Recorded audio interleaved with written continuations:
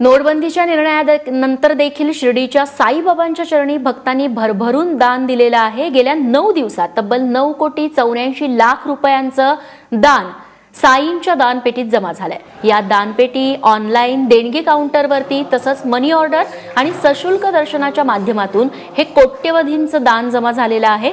नाताळच्या सुट्ट्या आणि नववर्षाचा मुहूर्त साधत गेल्या 9 दिवसात जवळपास 10 लाख भाविकांनी साईबाबांचं दर्शन घेतलंय।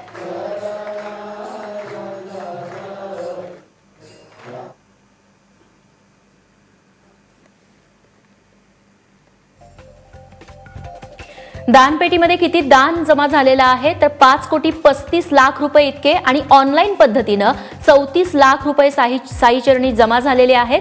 देणगी काउंटरवरती 1,35,00,000 तर मनी ऑर्डरच्या रूपामध्ये 67 लाख आलेले आहेत। सशुल्क दर्शनासाठी 1,23,00,000 रुपये तर 74 लाखांचं दान हे सोनं आणि चांदीच्या रूपात साईंच्या चरणी अर्पण करण्यात आलंय।